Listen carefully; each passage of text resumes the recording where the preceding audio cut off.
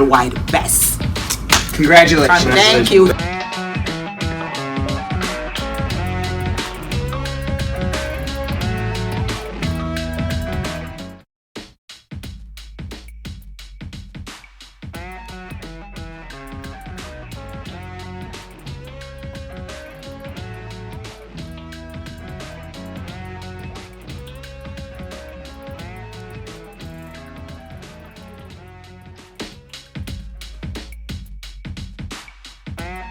All of us are done through Mr. Bernstein.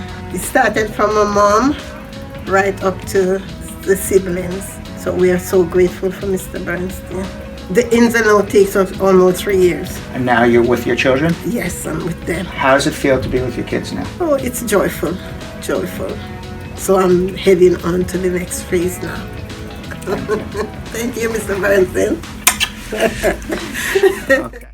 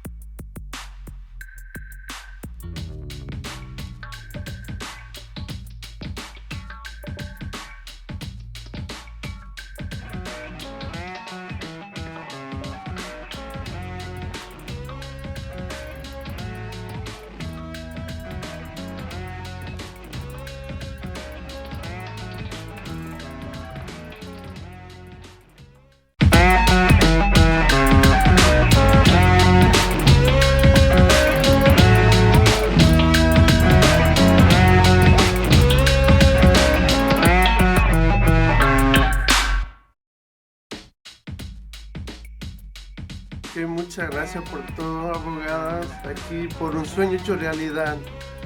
A los 24 años de adquirir algo que me esperé tanto tiempo.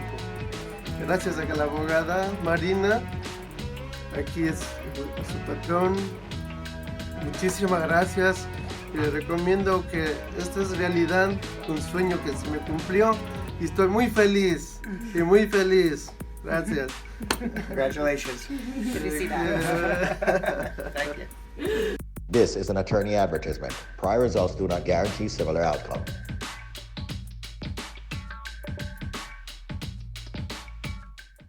Well, Spar and Bernstein has been nothing but great to me throughout my trials. I mean, it's 5 years into this car accident, and they never gave up on me, never. And in everything, they fought for me, and I am so proud to tell everyone, don't even wink for a moment. You, Spar and Bernstein. My lawyer here, Mr. Barack, has been a cage animal. He wanted to go on trial, but thank God we settled out of court, and it was something that I'm very, very happy about. So everyone, I'm telling you, I'm not just making stories up. You have to use this law firm. Spar and Bernstein is the best, worldwide best. Congratulations. Thank you.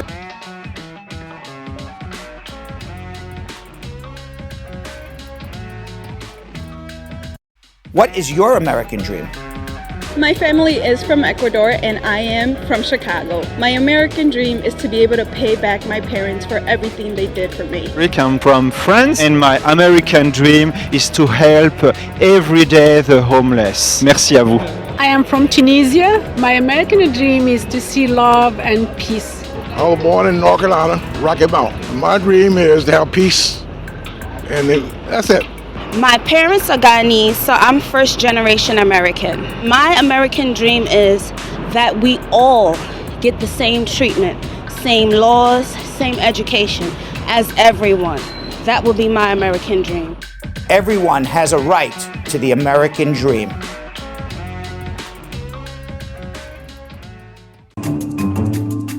The outcome of your divorce could affect you for the rest of your life. If you don't have the right attorney, you could literally be paid through the nose forever. That's right, Brad. For example, did you know that half the money you put into your retirement during your marriage is up for grabs in your divorce? So a disagreement as to when your marriage exactly ended could cost you thousands of dollars from your hard-earned retirement fund. And let's say you bought a house together. Factors like who's paying the bills, who paid the down payment, and whether you're receiving rental income can all affect your settlement in huge ways. If you're having family law issues, if you're having matrimonial issues, you need attorneys who are going to fight hard for you. Call the matrimonial department, the family law department here at the law offices of Spar and Bernstein. This is an attorney advertisement. Prior results do not guarantee similar outcomes.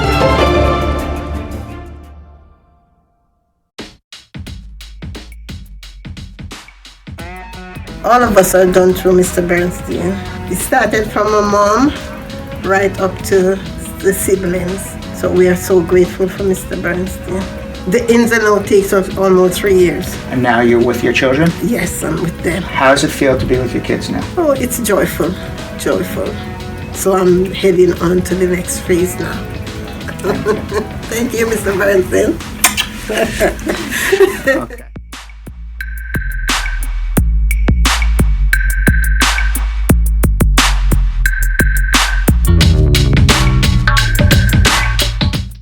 What is your American dream? I was born in New York. My American dream is music, and DJing is the one thing that I love. My family's from Puerto Rico. I was born and raised in the Bronx. My American dream is to achieve success and prosperity through my hard work. I am from India. I do hope that each one of us realize our own humanity and start helping each other succeed. We are all humanity, and that's the least we should be able to do. I am from Poland. My American dreams be close to my kids and my grandkids, be happy, enjoy daily life. My dreams are very humble. I'm from Suriname, South America. My American dream is to take advantage of opportunities to excel at my talents. Everyone has a right to the American dream. Oh, look at the background with the hearts. Happy Valentine's Day, everybody. This is the Brad Son Squeeze Show, but we have all your immigration questions coming up. So if you have immigration questions, you're going to give us a call right now at 1-800-529-5465. That's 1-800-LAW-LINK, 1-800-529-5465. I don't know if you want to call this a very special Valentine's Day show, but it certainly is Valentine's Day. So I want to wish everybody out there a lot of love, a lot of peace. I hope you are with the ones you love, or you have spoken to the ones you have loved. And everybody should just be happy. It's actually been quite a sad day in the news. But before we get to that, I do want to wish everybody a happy Valentine's Day and hope everybody does have a safe and happy and loving day. I know our staff, we had a Valentine's Day lunch. I bought Valentine's Day lunch for everybody. The men, the women, everybody who works here got Valentine's Day lunches. And we celebrated here at Spar and Bernstein. I hope everybody celebrates as well. I have in my hands, Jill gave me, I never knew. I asked her, I said, what is the history of Valentine's Day, by the way? I didn't even know what it was. It was, she says, this is according to Jill, our producer. She did the background, the checking on what happens, where Valentine's Day came from. It was Pope Gelasius declared February 14th as St. Valentine's Day. It was around the year 496, and it was to separate the church from the Roman celebration of Lupercalia, which is an ancient pagan fertility festival. So Valentine's Day has been around worldwide for probably 1600 years, thanks to Pope Gelasius, if I'm pronouncing his name right. We are now celebrating Valentine's Day a little differently, because right now in America, not only do you celebrate it with the ones you love, your romantic partner, you wish mom happy Valentine's Day. I want you to know something. I sent flowers to both my mother and father today on Valentine's Day. I wish them both happy Valentine's Day. So it's not only your romantic partner, it's also your family that you love as well. And also, it's the dreamers. The dreamers. We want to send Valentine's Day to anybody we love. It doesn't have to be a romantic love. It doesn't have to be a sexual love. It could just be things we love. Dreamers, at least on this show, we love dreamers.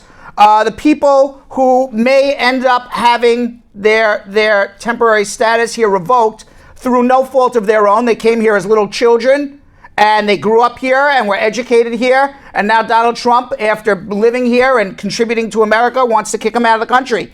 So to support the dreamers, there is a hashtag to immigrants, hashtag to immigrants with love. It's a letter writing campaign created to show immigrants that our country stands with them. We have a few, I have here in my hands, a few of the tweets. One here to immigrants with love this Valentine's Day. I want to publicly acknowledge that I stand with you no matter what. I have another one here from dosomething.org. It says, we appreciate and celebrate our lives, experiences, and contributions. Lizzie Mills, at Liz Ditz, I guess, Lies Ditz. My grandparents were brought to the USA as infants, one from Italy, one from Ireland, two from the UK. Everyone deserves the chance they had. I stand with hashtag dreamers to immigrants with love, hashtag to immigrants with love. Rage against, I don't know, I guess rage against waves. I don't even know what this means. It also says, to immigrants with love, you are all better Americans than 45 will ever be. Thank you for all your contributions. I promise my daughter's generation will treat you more kindly, and I'm sorry for what you have to put up with. From Laura Taxox, LD. Not Larry David, but you know what, I am butchering everybody's name, but you can see, she says, America is great because of you guys. Thank you for all the culture you bring to this rather bland country. And Daniel Rabuzzi, who actually put his face up, he write, to immigrants with love, already making America great. Gabby Pacheco writes, to immigrants with love, to my parents and all immigrant parents, we honor you and thank you for your sacrifice. So everybody on this Valentine's Day, go make a tweet, go on Twitter, go on Facebook, go on Instagram, and make a tweet, hashtag to immigrants with love. And even if it's not about dreamers, it's about immigrants, maybe your parents who immigrated, maybe your friends who immigrated. Send your love, because this week, this is a week to love immigrants, because right now they are debating immigration law. They are debating immigration law in Washington, D.C. And we don't know what's going to happen. There appears to be two camps. There appears to be a lot of senators in the middle, called the bipartisan majority, where they believe they can get 60 votes, which is what you need to pass a Senate bill for immigration, that will give deferred action continuously to dreamers, at least allow them to live here for the indefinite period of time, maybe not become citizens, but be able to live here for an indefinite period of time in return for money for a wall. That seems to be the deal. And Donald Trump came out today and he says, it's not enough. Because if I'm going to let dreamers, that's that angry guy. If I'm going to let dreamers stay here, kids who had nothing to do with how they came here, not only do I want a wall, but I want all American citizens to never be able to file for their parents ever again. I want all American citizens to never be able to file for their children again. I want to end family immigration. So we don't know what's going to happen. My guess is unless Trump caves, he's not going to get enough senators, 60 senators, he's not going to get it to agree to end all family immigration. And then we're going to run into a situation where the dreamers are out of luck and we don't know what he's going to do. Is he going to move the Department of Homeland Security to go against them? To go round them up? Deport them? I don't know. But he's a lot of talk. He changes his mind every day. Every day the man changes his mind, so we don't know. He can say he wants 4 pillars today and tomorrow he wants 3 pillars. And on Saturday he wants 11 and a half pillars. He'll take half a pillar but 11 others. I don't even understand what the pillars mean. These are people's lives. It's not building a house. Not building Trump Tower. And I have all these quotes here, and he's all over the place. All over the place. And by the way, I could sit here and yell about Trump all day long, But right now we have 12 open lines. So if you do have immigration questions, tell a friend to tell a friend to call us right now. I got 12 open lines. So give us a call at 1-800-529. I was on a roll with Trump, and I'm stopping right now for a second to remind everybody that this is not the Brad Bernstein / Wolf Blitzer moment. This is, we're here to answer your immigration questions. So you gotta call. Someone's got to call, or I'm going to sit here and yell about Trump for 2 hours.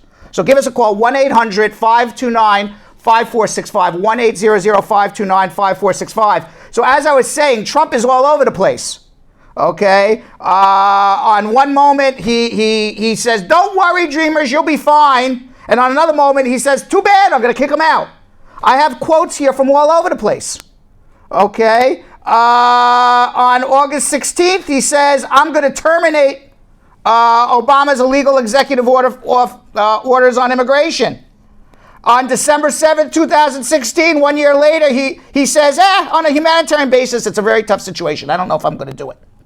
On February 16th, 2017, he writes, I have to deal with a lot of politicians, and I have to convince them what I'm saying is right. Then on February 5th, he ended DACA. Then on September 14th, he says, we don't want citizenship for them. We don't want amnesty for them. But then on January 9th, he says, I'll take the heat. Give me a DACA bill, I'll sign it.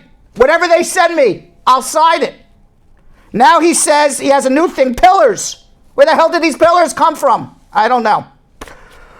1-800-529-5465, 1-800-529-5465. This is where I'm going to now ask everybody. To please tell a friend to tell a friend to tell a friend to please share this with your friends and neighbors. And well, it's not really your neighbors on Facebook, but you know what I'm talking about. Everybody you may have known. Your friend that you knew from high school 30 years ago that you haven't seen in 30 years. You know, because there are people out there who literally haven't seen their friends in 30 years from high school, but they're still friends, and they remember each other. May not remember where they live, may not remember, I don't know, maybe I did something with them in high school, I don't remember. But please, right now, share this with all your friends. Let them know that we're here to help, and the telephone number to call to get your immigration questions asked and answered, 1-800-529-5465, 1-800-529-5465. Of course, yes, a lot of people are talking about the school shooting in Florida. I just saw that happen. There was a school shooting around 2:30 this afternoon. It's a very sad situation. And actually, what's actually sad is this happens so often. And they'll talk about it for a few days, and I understand that lots of people have lost their lives. Lots of people have lost their lives. It was a school shooter who was formerly at the school, who apparently was not a student there anymore, but attended the school at some point in time. And they say, as of the start of the show, that there are multiple people who have passed, who have been killed, children, high school kids, over 50 people injured. The man apparently started shooting as the kids were coming out of their school. So for the people in Broward County, Florida, our heart goes out to them. I don't know what else is going on there right now. There are people who are being loaded onto stretchers. As of the start of the show, people were still locked down in the school. It was an active situation. I don't know anything more because the show started. All I can tell you is that in every jurisdiction where children could get their hands on guns, where guns are legal, there seems to be shootings. And in jurisdictions where children cannot get their hands on guns, not as many shootings. And we can sit here all day long. And talk about it. But, the reality is no guns, no shootings, guns, shootings. And, you can't convince me in any way, shape, or form that guns make people safer. 1-800-529-5465, a quick programming note. It's more than a quick programming note. I am really proud to announce that later on in the show, so please stay with us. We're going to be joined by Juliet Huddy. She is a former Fox News reporter, national reporter. She had her own national show. She, as many may remember, she's here to talk about what what she went through at Fox News. She was a mainstay at Fox News Channel for years until she brought an action against Bill O'Reilly and Fox News for sexual harassment. She eventually left her job there, has a non-disclosure agreement, so obviously can't discuss too much about it, but certainly was made allegations of sexual harassment by Bill O'Reilly. And she's here not only to talk about sexual harassment in the workplace, what happened with her, but also what Fox News is doing in terms of, and hopefully she'll be able to talk about this, what Fox News is doing to the news. Taking a news and twisting it maybe, and I mean, it's my opinion at least, maybe she has a different opinion, I don't know, because I never really had a discussion with her. We're going to find out. But to me, they kind of twist it to fit their reality than really fit what the news is all about. But we'll talk all about it. 1-800-529-5465, so please stay tuned. And also everybody, please leave your questions on Facebook. We're going to be joined by Belgium Kim, our social media guru. She is back from class. I gave her the day off yesterday. She's back. I gave her the day off yesterday. And she will be here to join us to ask your immigration questions. So if you're a little shy, Sandra in Queens is on hold. But if you're a little shy and you don't want to call me and speak with me, because I may bite you, you don't want me to bite you. So you can leave your question on Facebook, and I'll be happy to answer it as well. 1-800-529-5465, 1-800-529-5465. One thing we will not be discussing about, if anybody watched the show yesterday, I want to apologize. I know a lot of people tried to watch our show yesterday. We cannot say the word Olympics on this show anymore. I'm going to say it one last time, and that's it, because we made a tiny little... Nope, don't even show that! Get that picture off! Thank you. NBC will be calling us again very soon. All right. I said it once. That's it. 1-800-529-5465. We say one thing about the Olympics. They shut us off. You can only watch the Olympics on NBC. You want Olympics? Go watch NBC. You want immigration? Go watch here. We're not talking about it anymore. I don't know that guy, Sean White. We had... No! Take him off! Take him off! We don't care. 1-800-529-5465. They'll be shutting us off. The Olympic police, they're worse than Department of Homeland Security. 1-800-529-5465. Let's go to Sandra in Queens. Sandra. Hey, Brad, how you doing? Good, what's up? Good. I have a question for my sister. She want to know, can her citizenship, what are the chances that your citizenship can be revoked? Because she's swearing for her citizenship, but she... what did she do that you would be concerned that her citizenship would be revoked? Maybe you don't want to tell me. She lied on her application. All right. So, your citizenship can be revoked if you lied on your application. Absolutely. They would have to go through a denaturalization process, which is not an easy thing to do. The government has to literally sue you and have a federal court judge denaturalize you and discover that what they have to be able to prove is that you lied on the application, and they would have to discover this lie. We don't know who you are. We don't know who your sister is. They would have to prove that they lied on the application for citizenship, and as a result of this lie, you gained your citizenship unlawfully. Had the government know the real truth, you would not have become a citizen. They used to do it years ago. The only times you would ever see in the past that they would try to denaturalize somebody is you would find this guy, and they don't exist anymore, Nazis. They all died off from World War II. But you would always see in the news, I remember, 10, 20, 30 years ago, there was always every couple of years they would find this guy is this really nice guy. He finishes furniture in Dayton, Ohio. He stays to himself. He's been living by himself for 30 years. He's very lovely. And then all of a sudden they discover he was a Nazi and killed 10 million Jews. So then they denaturalize him and send him back. You've seen those stories. Just recently under Donald Trump, they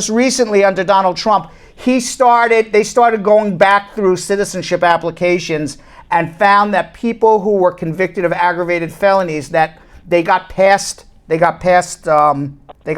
immigration service.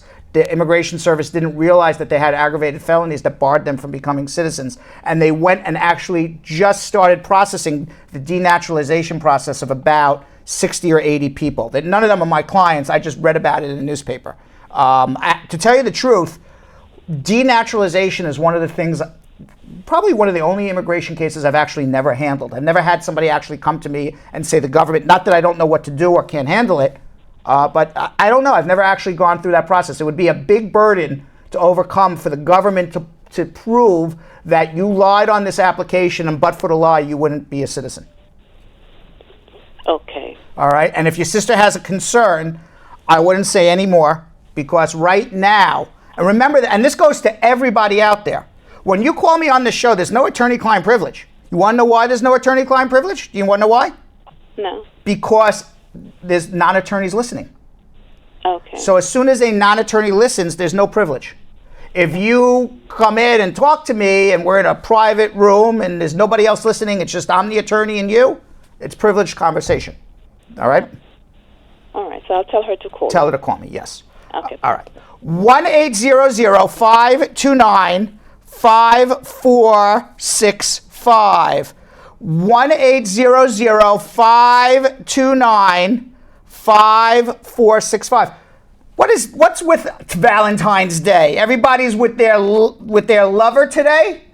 Nobody has immigration questions? This could be the first time in Brad and Squeeze show history that we don't have like 75 people on hold. You know what? If nobody has an immigration question, then what we're going to have to do is we're going to have to stick the groundhog on you. Valentine. Oh, hello everybody. Happy Valentine's Day. Did you miss yesterday's episode of the Brad and Squeeze show? Well, it was a doozy. I never should have had a drink before we started. We got kicked off of Facebook Live because we showed Olympic figure skater Mary Nagasu's incredible triple axel twice. Oops. Luckily, we made a comeback because we were able to stream on the Brad and Squeeze show page. We also had Princess Patrice fill in for social media queen Kim, and Patrice was introduced to Brad's incredible Facebook translating skills. We also found out that Brad cannot keep his ring finger up, and that his pocket square had a mind of its own. Interesting. It will never replace me. I can't even try. Anyway, time to go find my Valentine. Let's do it. Jake? Hey, Groundhog Sam. Hello. Will you be my Valentine? Oh, I'm sorry, buddy, but I'm already taken. Oh, well, someone's very lucky. Okay. Thank you.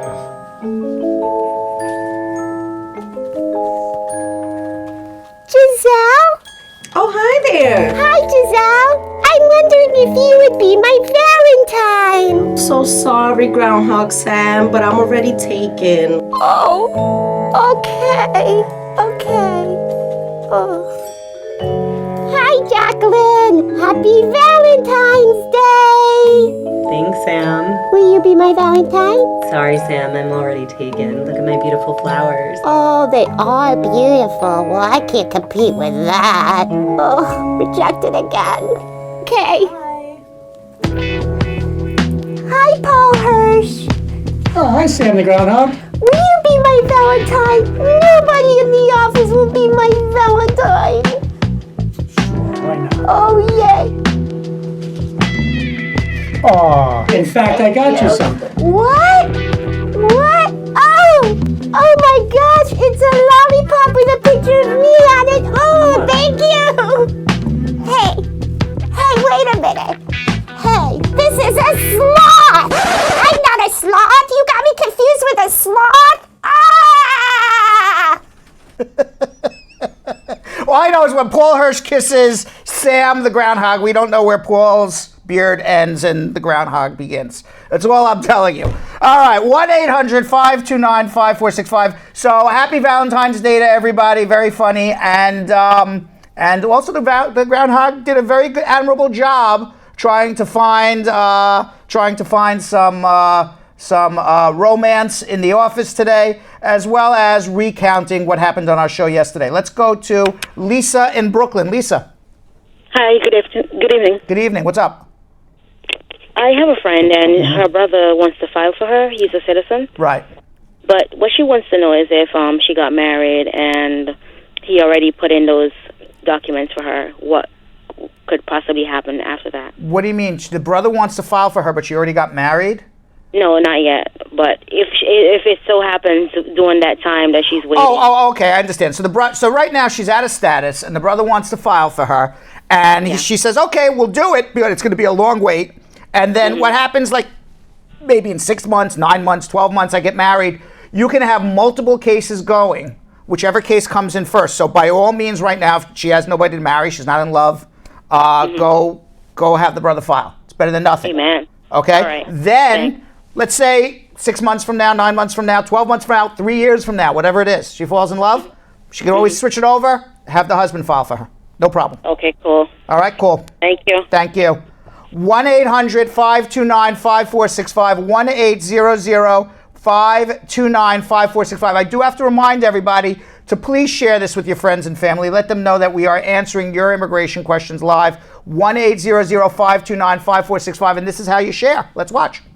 You actually take your finger and you press a button somewhere on your phone. And you say, I wonder who would like this show? Who was not born here? Whose family's not from here? Who would think Brad is funny? Who would like to join in the banter with Jeff and Tamika and and Radhika and Tanette and Natalie and Candy and Wendy and Barbara and Lisa and Nicola and Carrie Ann and Janice and Charmaine, and I can go on and on and on and on and on and on and on.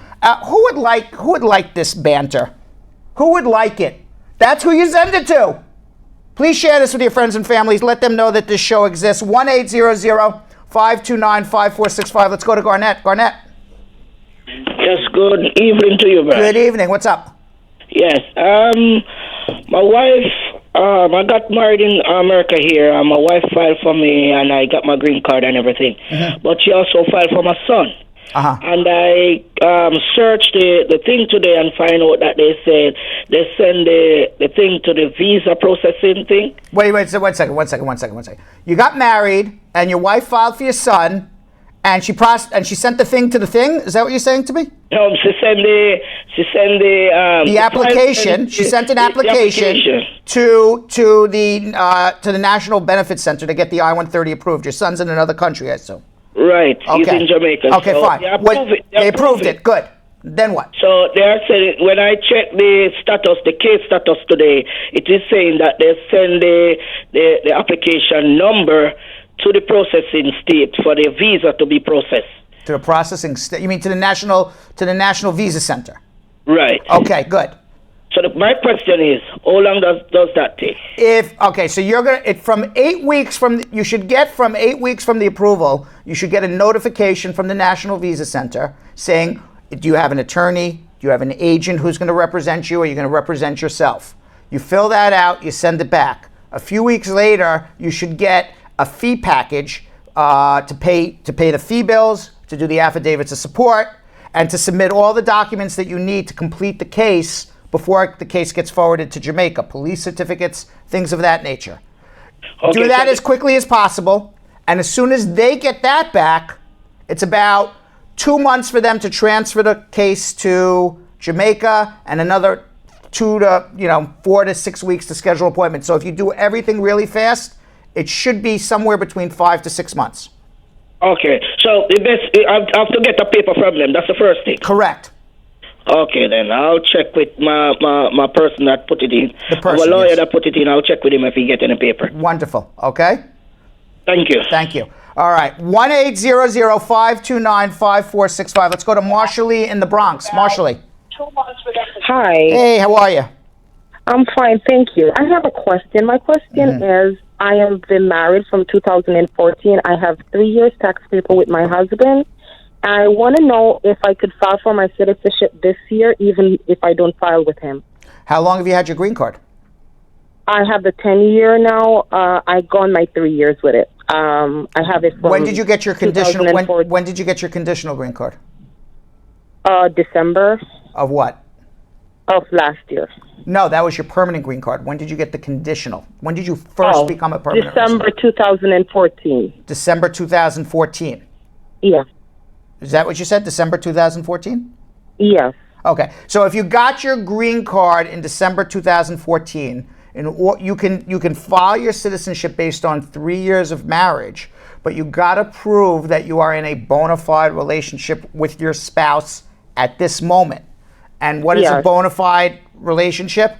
You share in the financial obligations of the marriage. It's filing a joint tax return. So if you have not filed a joint tax return, you're not in a financial relationship with your spouse. At least that's what the Immigration Service says. So then you would have to wait until December 2019 when you've had your green card for 5 years, and it doesn't matter whether you're with your husband or not. Okay, thank you. All right? All right. Thanks. You're welcome. 1-800-529-5465. It is a slow immigration Valentine's Day, that I can tell you. But hopefully, Belgium Kim, where are you, Kimmy? Kimmy Kim Kim? Kimmy Kim Kim Kim Kim? Kim Kim? Hello! Hello! How are you? I'm doing very well on this. Yes, you have beautiful been. I want you to know something. You have been in a joyous, happy mood all day. Every time I walk by you, you are very happy today. Congratulations. That's true. Congratulations, because I was very grouchy today. But then every time I saw you took me a little out of my grouchiness. I brightened the day. You Brad. brightened the day, yes. All right. So you know what people do at this stage, right? They're supposed to leave their questions on Facebook. They're supposed to leave their questions on YouTube. You're supposed to read those questions to me, and I'm supposed to give them a very concise, intelligent, well thought through answer. Are you ready? I'm so ready. Okay, let's go. Are you ready? You have to give the thought out, concise answer. I could be concise. I could be thoughtful. I could think it through. We're good. Let's go. Let's do this. Pauline wants to know, can someone still apply for DACA? Yes. They can apply for the renewal. They can't apply if they've never applied for it before. But at the moment, you can apply for a renewal. And the reason you can is Trump stopped the whole DACA thing, but then I think it was the federal court in Hawaii, perhaps? I forgot. Maybe in California. I forgot which federal court it was. I remember that. Overturned it, and until the Supreme Court, says no more, they're accepting DACA renewals. We've got Jay who wants to know, if I file a joint tax return with my wife, how long is it going to take for me to get the tax number if I should get it? I'm out of status and married to a green card holder. A joint tax return with your wife. And the question is what? How long would it take for me to get the text number if I should get it? What text number? Well, I'm reading this verbatim because my translator didn't work on that. Tax number, maybe. Tax ID number? Tax ID number? But if you filed already, don't you already have your tax ID number? No, because sometimes you're filing a joint tax return with your wife and you're here out of status. And, the government wants you to file a tax return but won't give you your social security number. So then what you do is when you file your tax return, you file a W-7 form with your taxes, and then they'll give you a tax ID number. For some reason, people believe having this tax ID number will help them in some other form. It doesn't. Walking around saying, I got a tax ID number, doesn't really help you. It doesn't really take you too far. It just allows the government to accept your tax dollars. I see. So the answer is you filed your tax return, you did a W-7. Who cares when the tax ID number comes? It's not going to help you. Kimberly would like to know, not this Kimberly, a different Kimberly. Okay. Kimberly would like to know, can a husband still file for a wife as of right now? Yes. Do it. Christina says, if someone is here on a student visa, can you file for them while they're in school? Yes. Tamika is asking for a friend. She wants to know, the friend got her work permit, but she hasn't worked on the books. Is that going to be a problem when she goes on the interview? The friend got a work permit, but has not worked on the books. Yes. It's a problem if you've worked and haven't paid taxes. I assume it's a marriage case. So on a marriage case, if you've worked out of status, you worked illegally, it's not a bar to getting a green card. But you can be denied for bad moral character if you worked and didn't pay taxes, or you can be denied if you say, oh, I didn't work, and then it's discovered that you did work, because now you're lying, which is why you always need a good lawyer, Kim. I was just about to say, that sounds like a very slippery slope to be handling by oneself. That is correct. So we've got Tiawa who says, my husband let his U.S. passport expire. We've been living in the country for about 7 years. Is he still a U.S. citizen? Yes. My U.S. passport is also expiring soon, and I don't know if I'm going to be able to get home before it does. Any suggestions? Yes. Well, I don't know where home is. I don't know where they're texting us from, but you could always go to the U.S. Embassy in whatever country you're in. They have U.S. citizenship services for people who are U.S. citizens living abroad. They will renew your passport for you.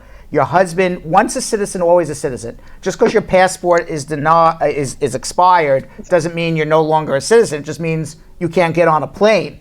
So both you and your husband should go to the closest U.S. embassy and just renew your passports there. We've got Ben with a kind of an intricate question. I have a question on behalf of my eldest son. My 2 kids next to him and the youngest are already got their citizenship, but my eldest son didn't get his. My kids were underage when I got my citizenship back in '96. Do you think my oldest son's gained his citizenship the same as my 2 younger ones who got their naturalization already? My eldest is trying to get his naturalization later this year. Well, it all depends on when you turned 18 years old. If you turned 18, maybe that's why the younger ones had turned 18 after February 2001. Because if you turned 18 after February 2001, it's different immigration laws than if you turned 18 before February 2001. Those are 2 different laws. So it's possible that the younger ones were under 18 after February 2001. All they got to do is prove that they're living in the legal and physical custody of their father, who's a U.S. citizen, to gain citizenship. If the older one turned 18 prior to February 2001, that's different laws. You got to prove that either the mother passed away before the kid was 18 and you were a citizen, or you got the kid via a divorce and you had legal custody of them. They took the divorce part out after the February 2001. But prior to February 2001, the father's getting they're gaining citizenship through the father only if the father was married to the mother, divorced the mother, and had legal custody of the child, or the mother passed away before the child turned 18, or the parents were married at the time of the citizenship. It's one of those 3. So it was more difficult prior to February 2001 than after. I know Donald Trump is sorry to hear that, but that's the truth. I was just about to say. It's now that's easier. Probably it's the only thing. It's now easier to derive citizenship than it was back in the Clinton era. I feel like 90% of the news we have to give is like, it used to be way easier and now it's tougher. But that's the only one. That's the only one, correct. Yeah. So we've got Misam who wants to know, at the same job since my appointment, OPT? No, optional practical training. Optional practical training. Right, he's on a student visa. So he's now versus on an OPP, H-1B. which was from 1993, my favorite song. Okay. And we are actually not going to say what that We OPT can because we're not on the radio anyway, so we can. Right.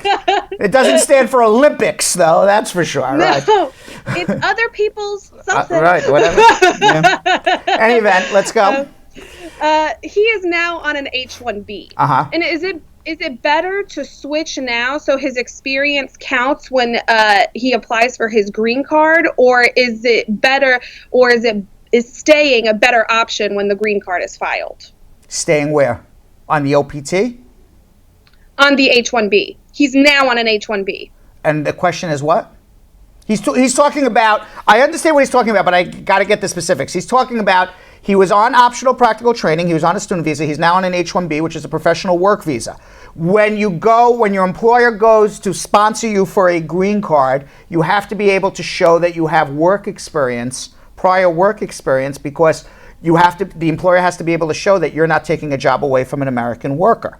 So if you came to the employer with no work experience and you gained all your work experience through the employer who's sponsoring you for your green card, then the U.S. government's going to say, well, they hired you with no experience. Now the employer has to go advertise for the job with people with no experience. So now you're open, versus I came to them with experience. So now knowing all of this, like for example, Belgium, Kim, yes. You are originally from Belgium. Let's assume you are here on an H-1B visa, and we wanted to sponsor you as social media guru. There's no such job sponsor as social media guru. But let's assume that's, we're going to say, Belgium, you're from Belgium, we're going to sponsor you as the social media guru. If you gained all your guru-ness, the social media guru-ness here at Spar and Bernstein on the Brad and Squeeze show, then they're going to say, well, then, you know what? Why can't Patrice do this? Why can't Anna do this? They're American citizens because Belgium Kim gained all of her social media guru-ness right here on our show. Go hire somebody else.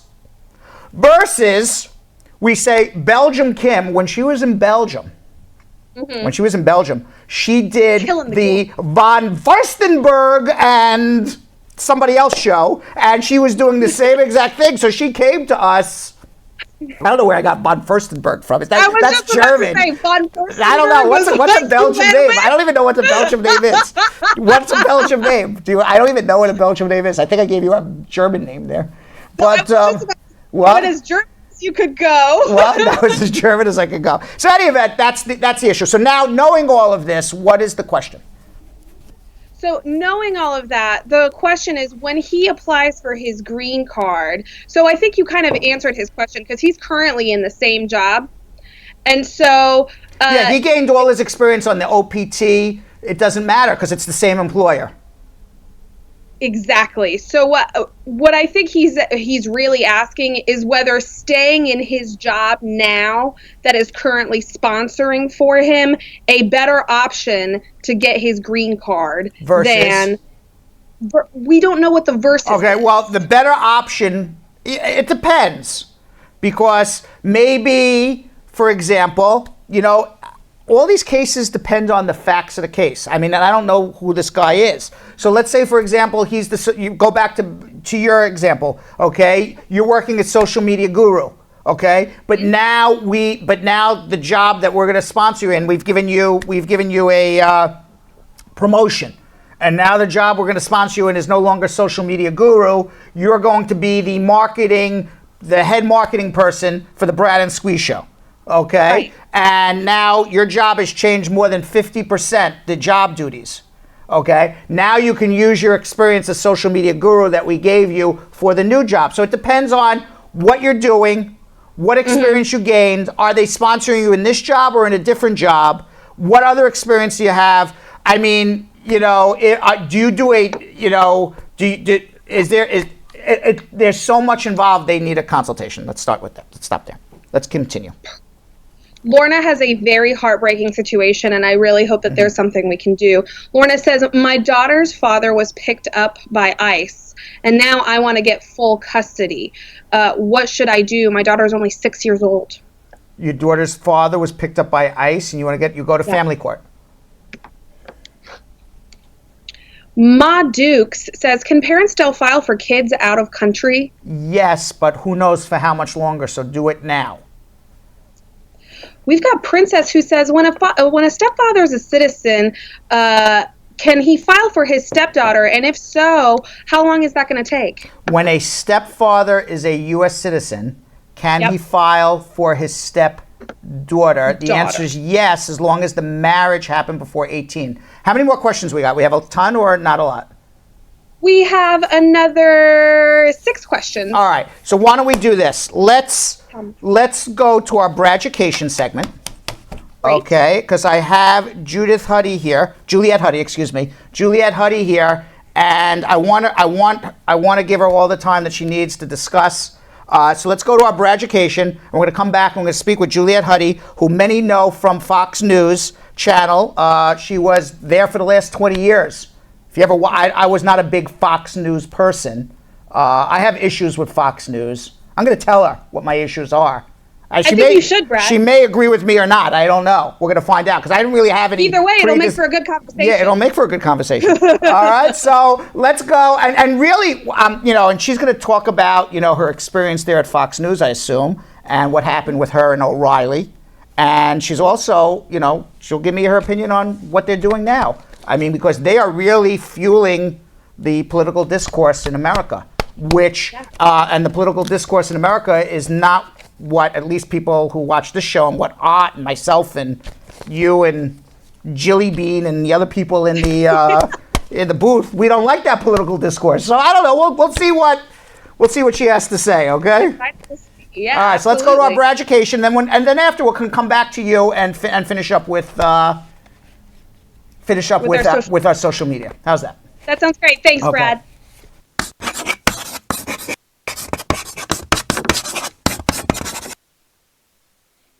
I'm in another country, but I need to attend a family member's funeral in the USA.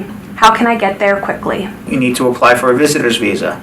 To apply for a visitor's visa, you got to prove 2 things. One is, what is the purpose of your coming? And will you leave the United States when that purpose is over? Well, obviously you have a purpose in coming. A close family member passed away. But you also have to show that after the funeral, you're going to leave the United States. What are your ties that bring you back to your home country? Your job, your family, property, assets. What are you leaving behind that's going to force you to come back to your home country? That's what they're really going to want to see.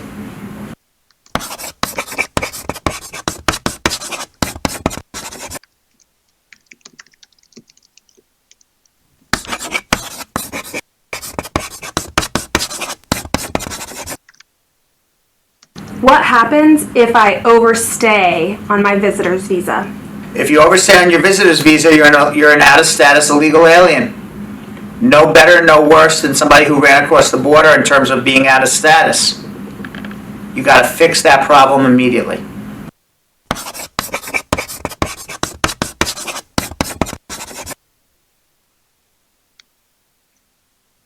So what? This is my first huge guest ever on the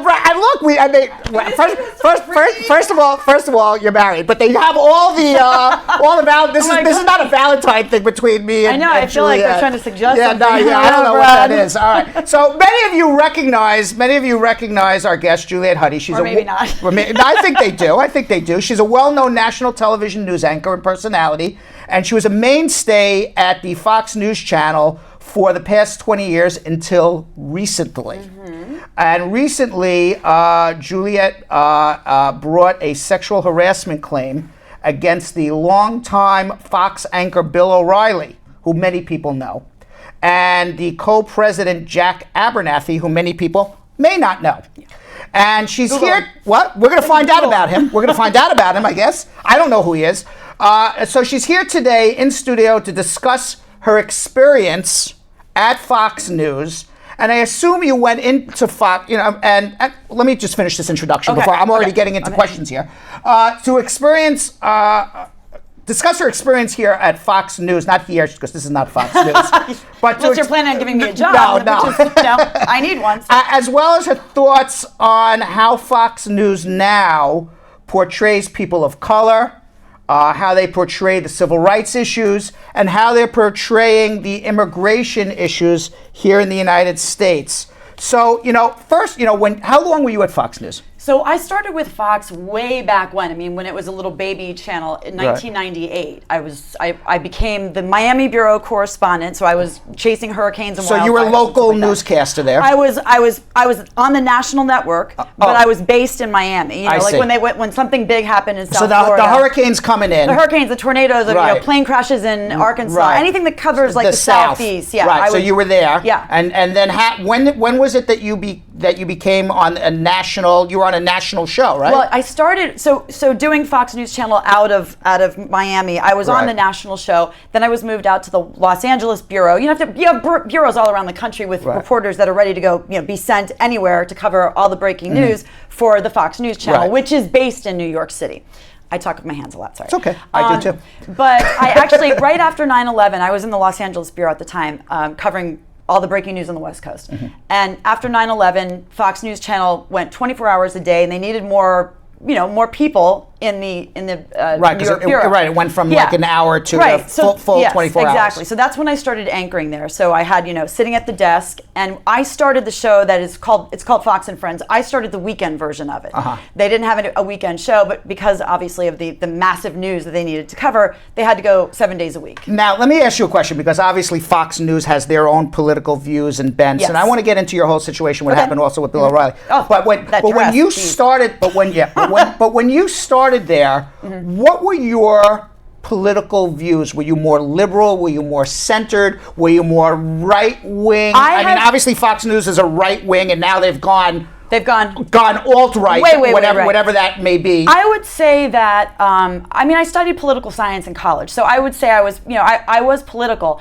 I would say I would lean a little right of center. I was not totally center, but I would say I was fiscally conservative, socially liberal. Right. Over the years, I have become much more liberal. I mean, and not only fiscally, but also socially as well. And so I would I still consider myself an independent, because I like to look at every issue and kind of, I don't like to throw myself into a party, basically. Okay, so was there ever a time, now you started Fox News, and you're more like this center liberal, you're like Bill Clinton, kind of. Like a Clinton Democrat who's not Bernie Sanders, but certainly a Clinton reasonable, rational Clinton Democrat. Yes. And so now when you're sitting there at the desk and you're doing Fox and Friends, and you're reading off the news, at what point in your career did you say, I'm not reading news, but I'm now, to me it's almost opinion and propaganda, whatever words you want to use. And by the way, all the networks do it now. You go to MSNBC, they have their opinions and propaganda. CNN, it's no longer Walter Cronkite reading off the news, if anybody remembers Walter Cronkite. Yeah, exactly. I'll tell you this, and even people would even say Walter Cronkite, leaned way to the left. Peter Jennings leaned to the left. Right. Here's my whole mentality. When I joined Fox News Channel, and people would come up to me when they started realizing that Fox News Channel existed. I would get people coming up to me like, "Why do you work for that?"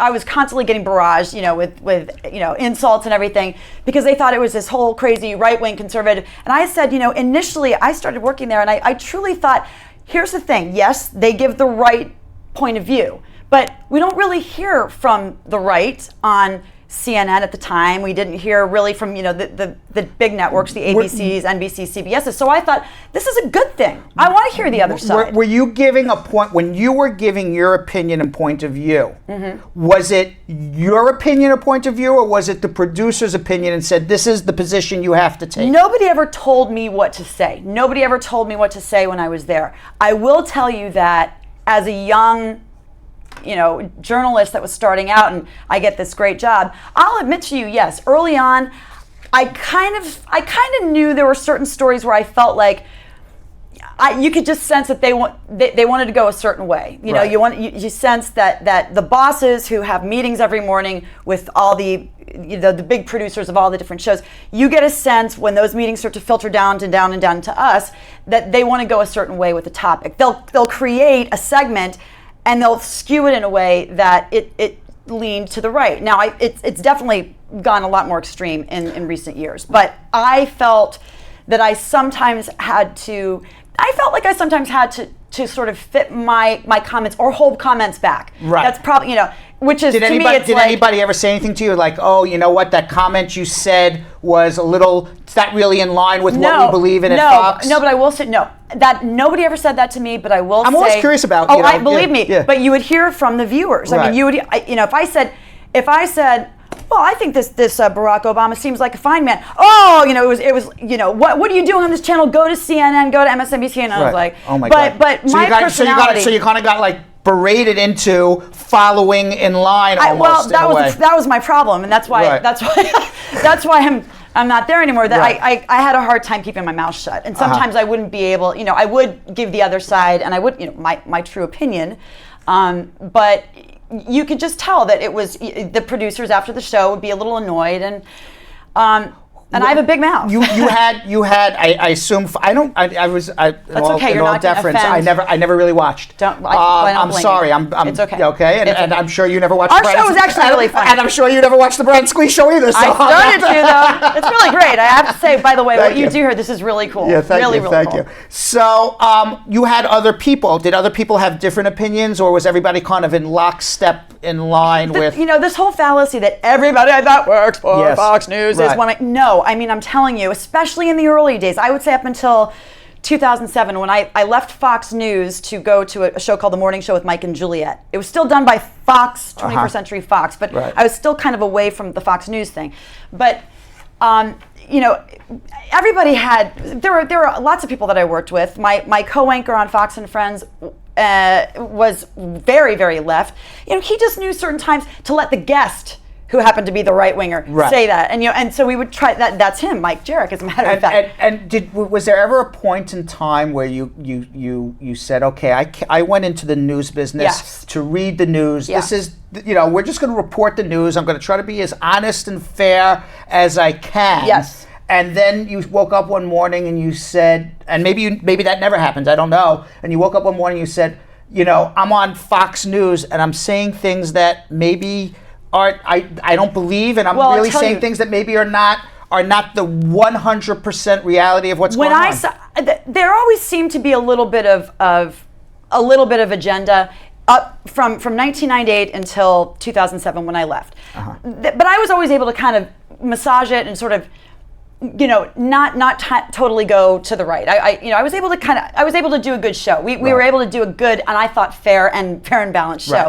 When I came back after my syndicated show was canceled, and I started filling in on the various day parts of Fox News, including Fox and Friends, that's when I noticed. Now this was late 2009. That's when I noticed things had really changed. Because and it was I think around the time Barack Obama became president. Second term. The second term or the first term? Well, actually, because 2009 was his first term. It was the first term.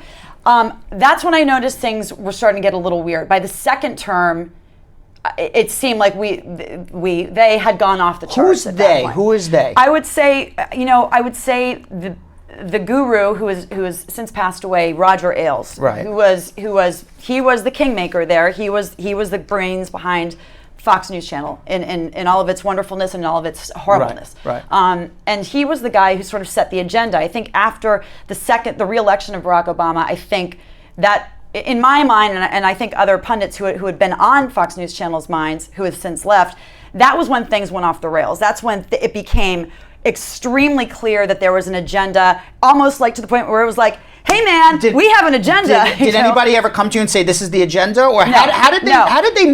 You say, I just find it interesting. Like, okay, they never came to the host. How does that happen? It happens because, at least for me, when I would go in the morning and I would fill in, let's say on Fox and Friends, it's a story. It's a show and by the way, I'm laughing at all the hearts. I didn't mean to interrupt. I keep looking at the hearts. We're having this really serious conversation, and then there's like all these hearts going on behind us here. We should just go to black. Yeah, exactly.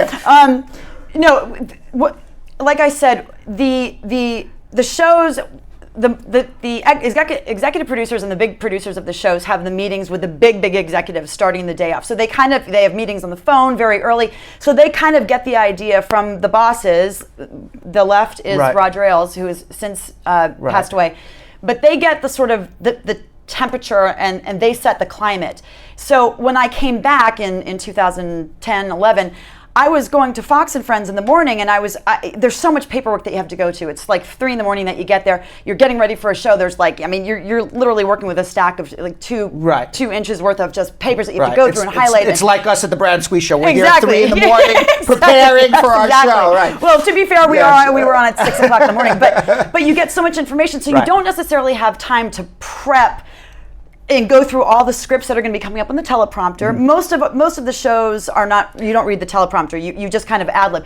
But so all of a sudden, I would be sitting there, and the show would start, and the music would start, and you'd see this script come up in the teleprompter, and it's basically like, Barack Obama is the devil, and as I'm reading, I'm like, Barack Obama is in Detroit, and you try to ad lib, and that's when I started thinking, man, things have really gone off the rails. So it's more the producers really pushing the talent of where you want to, of what the writers should be writing, of what the segments should be about, what the angle is of the segments. I mean, there would be a segment on a little kid who won, his horse won at the 4-H thing or whatever. I don't know if horses do 4-H, but you know what I'm saying. And somehow it would be turned into some like right-wing agenda. The little kid, lost to an immigrant. I mean, it was things weren't making sense anymore. I think scaring people gets a lot more ratings than, it's my 2 cents. Scaring people gets a lot more ratings than making people feel good about themselves. Well, I think that if you look at Fox News Channel now, I never watch it anymore. I can't. I literally for a million reasons, but when you switch by or when you see the things on the internet, I just sit there and I just go, man, they have just sold out and they are proud. But their supporters, are so unbelievably passionate, I would say. Yes, because they're almost, in a way, everybody's brainwashing everybody today. And reality, nobody even understands what reality is to me anymore. I completely agree. And people are getting their reality from what they're watching. So Which is scary. So if you watch Fox News, that's your reality. If you watch you could literally talk to 2 different people, and one person watches Fox News, one person watches MSNBC, and a third person watches CNN, and they have 3 completely different realities of life. Well, it's the funniest thing is when you watch, the 7 o'clock news or whatever it is, CNN will lead with one story, MSNBC will lead probably with the same story, and then Fox has got a completely different thing that's like 5 stories down on CNN's agenda. So it's.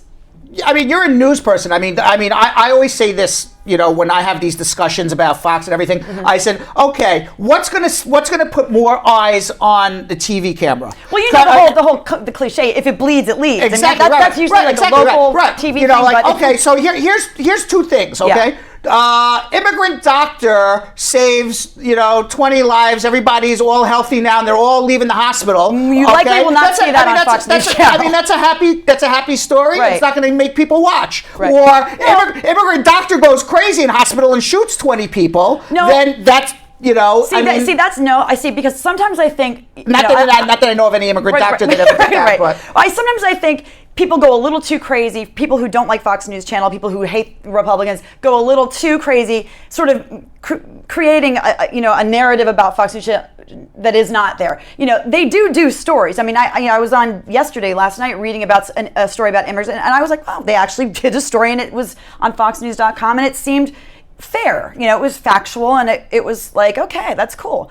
It's not going to be up there leading. Well, I've seen Fox newscasts where they did an entire thing about, quote, everybody calls them illegal immigrants, them being people who are here out of status. There's nothing illegal, by the way. This is one thing I hate about the news. There's absolutely nothing illegal about being in the United States undocumented. It's a civil offense. It's not a criminal offense. But the way the news has made it out to be is that they've made it out that they're breaking criminal laws. They're breaking a civil law. But Brad, everybody has, the left has an agenda and the right has an agenda. Right, so they use words. There's got to be a way to figure out. Right, you're right. They use words. Lightning rod words. Right, lightning rod words. And then when, there's going to be a situation where somebody who's an immigrant, maybe even what happened at the school, maybe he's, we don't know who he is. Yeah. He'll come out, it's a dreamer. God forbid, okay, and now all of a sudden Trump will come out, kick all the dreamers out. It's a dangerous. That'll be leading. That, Fox right, News I don't know. Channel I'm not story saying for the that next happened. 10 days. We don't know who the shooter was in Florida. But you know, if there's ever, you know, the statistics don't bear it out. The statistics don't bear out what is, to me at least, what is being portrayed on Fox, you know, because they'll have a whole show about illegal immigrant kills. Right. There was that illegal immigrant who killed a pretty white blonde girl. They spent 50 hours about this. Right. Okay, scaring the hell out of, you know, the quote unquote white people who live in, you know, Midwest, Tennessee, whatever. Not talking about the immigrant who is here illegally but has been here for years, who called to report on the robbery. You know, but not only that, but more importantly, to me, the statistics don't bear out what they're spending their time on. Okay, 96, 90, every statistic shows it, 95, 96, 97% of the crimes committed in America are committed by people who are born in America. It's a disproportionate number of Americans are in jail versus immigrants on a proportional basis, on a numbers basis. And the reason is this, and nobody talks about it.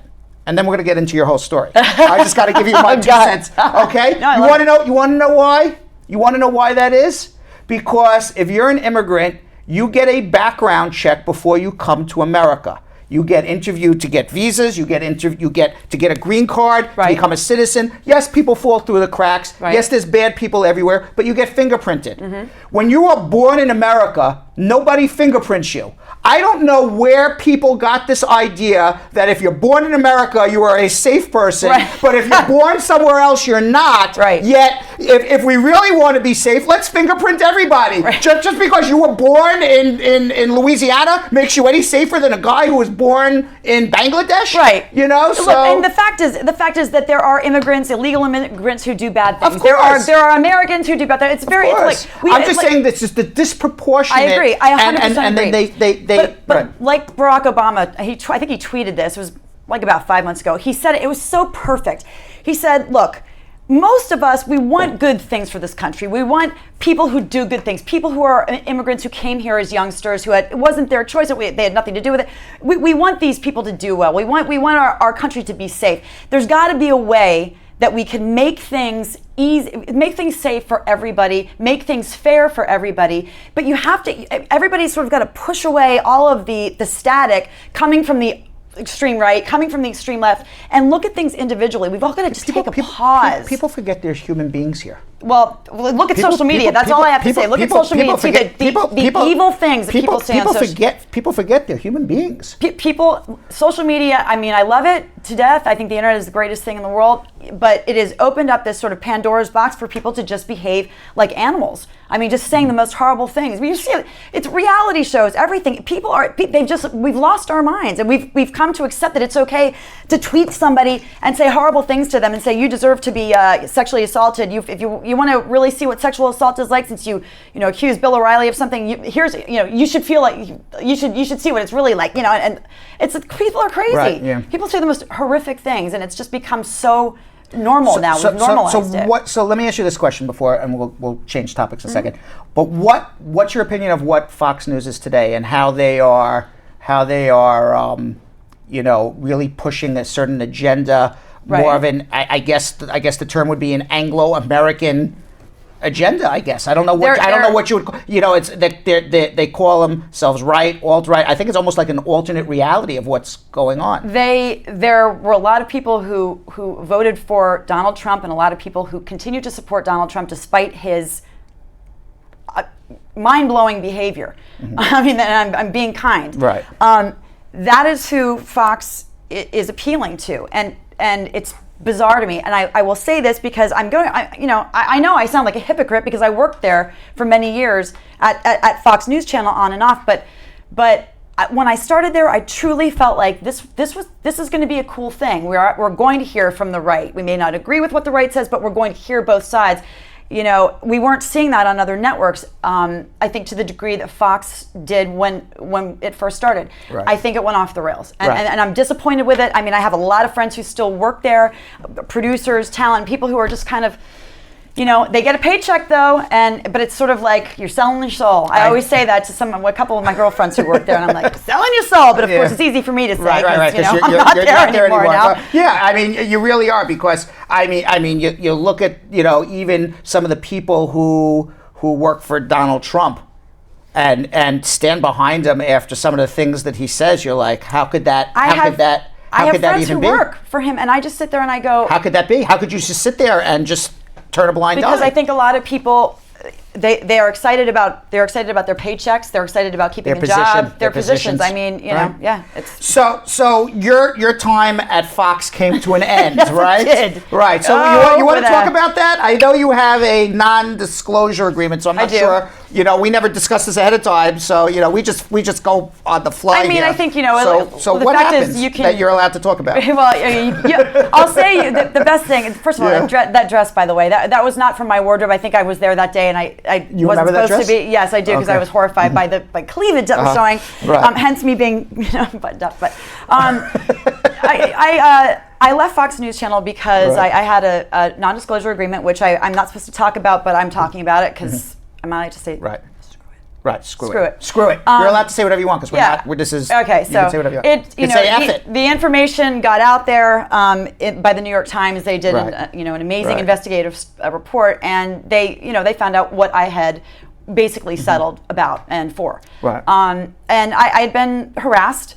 I had been targeted. You were harassed. I was harassed while I was at Fox News Channel. I think it's fairly obvious who it was. You see Bill O'Reilly's face everywhere, and Jack Abernathy. Right. We won't say who it was, but we have that guy's face. Yeah. You remember him? He wasn't terribly good to you. He's now the nice CEO of Fox News Channel. Right. So despite the monies being paid out to settle, and by the way, when everybody sees, you see a settlement and you think, oh, she must be loaded now. No. I'm financially struggling seriously. Right. Half of it goes to lawyers and goes to taxes. Right. There wasn't much left. Right. But everybody thinks, oh, she's sitting pretty. No. And the other thing is, it's difficult to find a job now back on television, despite the fact that people, have seen what's happened with Bill O'Reilly, and they've seen there's been so many other women that he apparently had, settlements with. I still am having a hard time finding a job on television, which is very interesting. Right, which is how you ended up here. Which is no. I've been doing radio. It's been really nice. Good. What kind of, how do you, in terms of workplace environment now? I mean, I guess at some point in time, women accepted it. Now it's not as acceptable anymore. And in terms of acceptance, it's not like they enjoyed being sexually harassed. I can't imagine anybody would enjoy that. I can't imagine. But it was more of acceptance of, I'm not going to say anything. I'm not going to rock the boat. It's different in everybody's case. I mean, I will say that, my experience was that I was trying to... I knew that if I had gone to Human Resources immediately, which is what you're supposed to do, that I would have a target on my back, and I would walk out of there, and there would be they'd be shooting the bows and arrows at me. And by the way, I'm just reading the things that come here. People are saying Fox News is the devil. Fox News is Republican. I don't watch them Fox News, people don't like what they stand for. Certainly minorities don't. I don't like what they stand for. No. Certainly minorities don't, immigrants don't, and certainly you don't. I mean, you experienced as a woman. Yeah. Right. I mean, what upsets me now is that the people that were complicit in sort of covering up for the Bill O'Reillys and the Roger Ailes, who's basically run out of there because of sexual harassment allegations. The people that were complicit, the people that knew what was going on, the people that were the lawyers that were getting involved in all these settlement agreements, knowing that they were keeping people like Bill O'Reilly. This guy was a pervert. I mean, this guy was doing it to. I had no idea because of this non-disclosure agreement. So when I finally, you thought it was just you. I thought it was me, and I was so scared to come forward. And the only reason I did was because I couldn't take it anymore. I had no idea. Nobody talked about it. I finally decided to come forward, and all of a sudden, the next thing I know, it's blowing up, and there's 5 other women, one of whom I was actually good friends with back in the day. I'm like, wow, man. I don't get the excuse. This is locker room talk. Even like when Trump did it, I don't get it because I don't talk like that. Well, and I don't, and certainly my office is majority women. If somebody said to me, "Oh, Julie, you look hot today," if some guy said, I wouldn't be like, okay. human resources. Right, you know, right, like right. to me, Thanks. I feel there are levels where it's like, all right, thanks. calm Appreciate down, it. everybody. Right, thanks. Appreciate it. Nice compliment. If it's, you know, you look hot today, you Right. know, come on in and closes the door, and he's somebody that could, you know, can affect my career, Correct. and is making me feel like uncomfortable. Yeah, then that goes into another making territory. sort of innuendos or suggestions that. But again, you're scared. I was scared. I mean, I admit it. I was a wimp. I was weak. I was scared to come out. And the Right. fact is that when I finally did come out, they didn't want to hire me. They didn't want to protect me. They wanted to just scoop me out of there and shut me up. And so that's why I'm you know, I have no job. So at what point, so this was going on for years, at what point did you say enough is enough? Were you the first person to come out? I was the second person to come out. Gretchen Carlson was the first person. What made you come out? Was it that Gretchen gave you the confidence to come out? The last sexual harassment incident that I had was, I believe it was 2012. At that point, I had left Fox News, and I had gone over to the local Fox affiliate here in New York City, Fox 5. And I was anchoring very early in the morning, and you know, while I was there, they basically weren't letting me do any other shows or anything else, and it was very clear that they were trying to get me to quit. And somebody who had this breadth of experience that I had and had success, they were basically shoving me into the show that, you know, basically nobody watched. They wouldn't let me go out and do anything to represent the station. It was obviously they were put you on trying the graveyard shift. They did. Right, and the for equivalent 4 of the graveyard shift. And for 4 years, I tried. I was like, you know what? I'm going to show them. I'm a team player, and I can do this. You know, I can handle it. And I just thought eventually somebody's going to go, she's awesome. Well, why? You know, we can't do this to her anymore. Right. But they didn't, and I finally just said, that's it. When Gretchen came out and I saw all that stuff about her accusing Roger Ailes of sexual harassment, full disclosure, Roger Ailes was my brother's godfather, and he was a longtime family friend. And was also he was a guy that I considered for many years and like he, a father. And he allowed this to happen.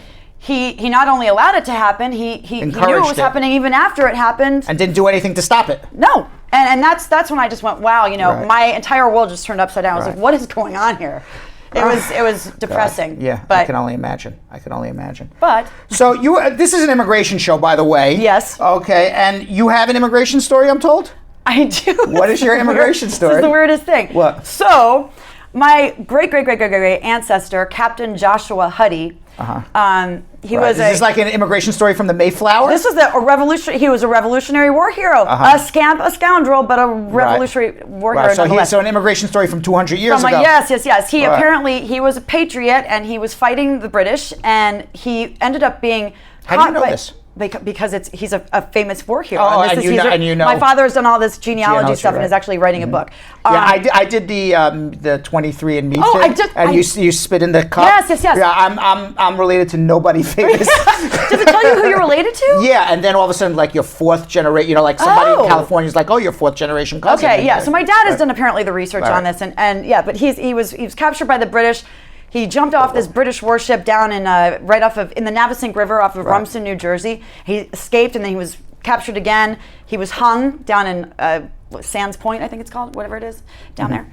And he became part of an international, the first international. There he is, Captain Joshua Huddy, Jack as he was known, being taken away. Apparently, he was a bad dude, though. He had cheated on his wife and was kind of a low life. Right. Doesn't surprise me, actually, knowing some people in my family, but. So that was it. So that was it. Yeah. All right. Well, we got to get back to immigration here. Okay, that was a wonderful story. Captain Jack was your. Jack. Yes. Revolutionary warrior. Yeah. My great grandparents came into Ellis Island. So. Oh, very. Well, look at you. Well, we could go down to the. They've got a park down there in Toms River, New Jersey. Yeah. All right. Well, I really appreciate you coming on. You sound fascinated. You're like, yeah, let's not go. Yeah, exactly. Let's go never. Yeah, exactly. Thank you for having me. Well, you were awesome. Thank you. And thank you for being patient. We were only supposed to come on for like 10, 15 minutes. Oh, God. I talk like a magpie. I talk too, and we're like talking over each other, but I find you fascinating, so thank you very much. I appreciate you coming on. Do I just walk away? No, you don't walk away. We have Anna Azcona. She is our Miami correspondent. Oh, maybe following in your footsteps. I don't know. Very, very, very talented. She interviewed Jessica Flores. By the way, there's one person who watches our show all the time, Jeff Bossi. He's married, but he's in love with Anna. Right. She's gorgeous. Yes. So she interviewed Jessica Flores, who's a music and entertainment partnership manager for Musically, about being the first generation Latina immigrant with parents from Mexico and Colombia. living her American dream as wow, I can't even talk anymore. As a successful music producer. Let's watch. Hey friends from the Brand and Squeeze Show, I'm Anna Escona. Today we'll be talking to Jessica Flores, who's an influencer from Los Angeles and currently works at Musical.ly. Jessica, thank you so much for joining us today. What's up? Thank you so much for having me. Can you give us a brief description of what you do at Musical.ly? Yeah, so at Musical.ly, I guess my exact title is Music and Entertainment Partnerships Manager, which means I curate all the playlists, I launch all the campaigns, I manage any relationship we have with our different partners, Telemundo, Univision, Sony, Warner, Universal, shout out to all of them, and of course a lot of the indie artists that come in, giving them visibility in Latin America and doing some awesome things within the music space. But apart from that, I'm also talent because I grew up doing radio and interviews and all that stuff, so I also interview, artists that come into the office. I do red carpets, live streams, and I'm kind of their talent as well. So we're bringing you in to hear a little bit more about your immigration story, your background. I know you're a first-generation American. Tell me a little bit of some of the struggles you faced being first-generation. My parents were born in, and raised in different countries. So obviously being, here first generation, having parents that maybe didn't fully understand the language, didn't fully understand the culture, they were just trying to, in a sense, blend in with the rest of the people that I grew up around. Of course, it was difficult because I always felt different. I always felt kind of like an outsider, like nobody really understood me, and I felt like a lot of the times, to be honest, people looked down upon me because they'd come to my house and it was just different culturally than what they were used to, because I was raised in it was predominantly Caucasian area that I was raised in, so I definitely felt differences there, and that definitely shaped me into who I am today for sure. What's your American dream? My American dream is to continue building my empire, my own brand, really make a lot of awesome things happen within the Latin music space. Music has always been my dream. I will continue to do that by utilizing the platform that I have now, which is working at Musical.ly and doing everything that I'm doing on social media, and continue building great relationships with a lot of the tastemakers in the music industry. So that's kind of what I'm working towards now, just building a really solid foundation and name for myself within the music industry and on social media simultaneously. Being first generation American, what advice can you give to those watching who are in search of the American dream? Everything is going to take hard work. Everything. And if you do it, the right way, and you be the best citizen you can be, and you continue to work hard and push, Latinos forward, or, wherever you're coming from, yourself forward, your family forward, everything is possible. Anything is possible, especially in this country. There's so much opportunity that maybe a lot of other countries aren't given. So taking full advantage of that, going out, getting involved with the community, taking internships, putting yourself in a position to win, not being afraid to introduce yourself to someone and hoping they give you a chance, because at the end of the day, anybody that's successful, somebody believed in them at some point and gave them a chance before they were anything. And really finding, I think, who your true friends are and your true families, I think, is very, very important. That all plays a big role into who you ultimately end up becoming, and who you surround yourself with is a big part. So just putting yourself in a position to win around great energy and great people, and doing it the right way, I think is going to play a big role in your success. Well, Jessica, thank you so much for joining us today and for your beautiful words. Thank you so much for having me. Hey, what's up? I'm Jessica Flores from Los Angeles, California, and I want to give a big shout out and thanks to the Brad and Squeeze Show. All right, we are back, and welcome everybody again. Belgium Kim, what do we got on social media? Let's go back to our social media questions, and also you can give us a call at 1-800-529-5465 to get your immigration questions answered. Hello, Brad. What do we got? We have Diana, who wants to know, my husband is a mechanic. He was test driving a customer's car and got stopped by police. The officer notified him that the vehicle was not registered and no insurance, and got 5 tickets from for traffic violations. Are these tickets going to affect his process when he starts green card. He has an interview next week with the DMV Traffic and Violation Court. He has proof that the vehicle isn't his. Yeah, generally speaking, motor vehicle infractions are not going to be an issue with immigration. But, you know, you don't want to come in with like 6 tickets the week before your interview. It's never a good look for you, but it shouldn't be a problem. We've got Sweet Destiny who wants to know, I'm asking a question for a friend. If a daughter wants to file for her mother who's undocumented, but the daughter is 20 years old now, she's going to be 21 later this year. Can the daughter go ahead and file the documents now, being as she's going to be 21 in just a couple of months? No, you have to wait until you're 21. Tamika is asking for a friend. Her husband got a DUI. The U.S. citizen husband is filing for his wife, and he recently got a DUI. Is that going to affect their interview? Say that again? We've got Tamika who says that a U.S. citizen husband is filing for his wife, but he recently got a DUI. Is that going to affect their interview? Yes, of course. Getting a DUI will definitely affect your interview. You need a lawyer. Millicent wants to know who signs you need to show good moral character. Millicent says, who signs the supplemental I-485 adjustment of status under Section 245I? Who signs it? Who signs it? The person applying for the adjustment. Claudette says, my husband filed for my son 2 months before he turned 18, but this June he turned 19. Is he still going to get his green card? As long as he filed before he's 21 and the marriage happened before he was 18, yes. Siobhan says, if you become 21 before or after your documents transfer to the embassy, is it going to be a problem? Will you age out? Everything is already done. I'm just waiting on an interview. Who filed for you? Was it a U.S. citizen parent? You're okay. If it's a resident parent, you're not okay.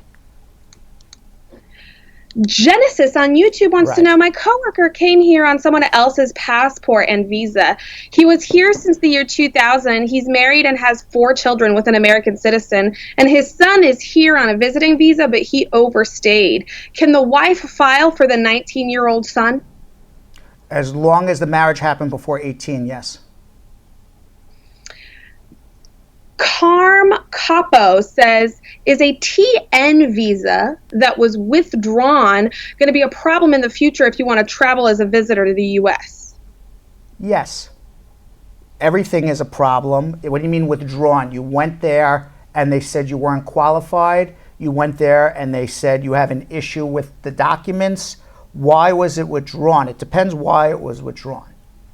So we would need to find out. Is he going to need, the next question, which I'm assuming is going to have a very similar answer, is he going to need a waiver because he does not want to be denied at his port of entry? I don't know. Was there a misrepresentation? Why did he have to withdraw it is the question. We need to know more information. Danae wants to know, my friend wants to know if she was accepted, if she accepted Medicaid when she had her baby while traveling on a tourist visa. Is it going to be a problem when she's applying for her green card? If she accepted Medicaid? Yes. Yes. Why did she get Medicaid? Well, that I don't know the answer to. And then what did she claim? Because you can accept Medicaid if it's an emergency situation. But then what did she claim was her status when she accepted the Medicaid, and who did she accept the Medicaid for? Was there a child that was born here that she got the Medicaid for? Was it for herself? We need to know a lot more. Arthur says, how many years to get a green card via an EB visa? An E what visa? EB visa? Investing $1 million in a business? Or you're saying an EB1, an EB2, there's employment-based 1, 2, 3, 4, 5. So I'm not sure which one, but any employment sponsorship is 2 years now or less, depending on. Duran says, sorry. Yeah, I mean, an EB1 extraordinary ability could be 6 months. If you're going to do a perm, it could be 18 months, 2 years, something like that. Duran says, how soon after marriage to a U.S. citizen can someone go ahead and apply for a change in their status? The next day, as long as the marriage happened after 90 days of entering America. Natalie says, can a child travel for summer holiday in the U.S. when he or she has a petition?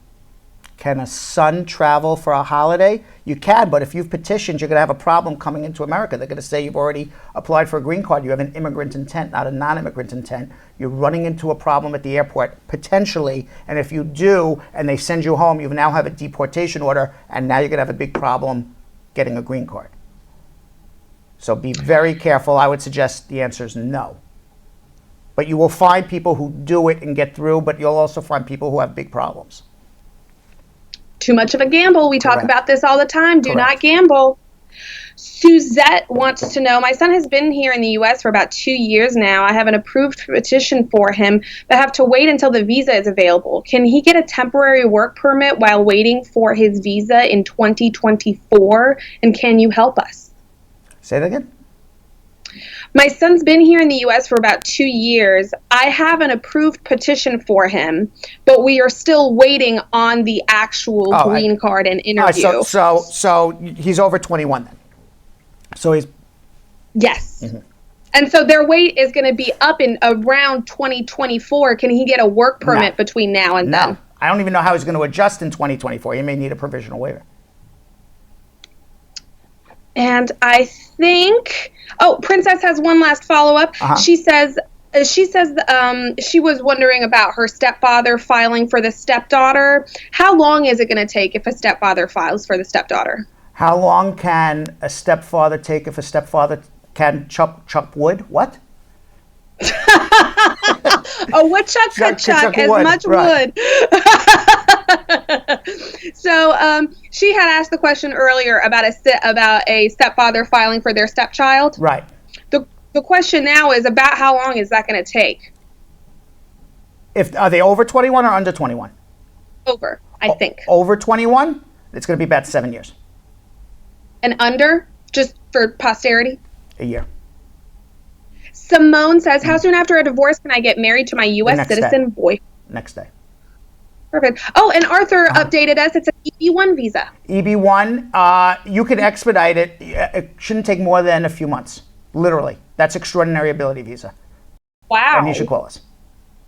Yeah, I was just about to say. Yeah. There's the whole thing that Brad will even, if you're the best mime in the world, Brad will face his fear of mimes and do it. I will. I will. Who said that? Somebody said that? Or you're just saying that?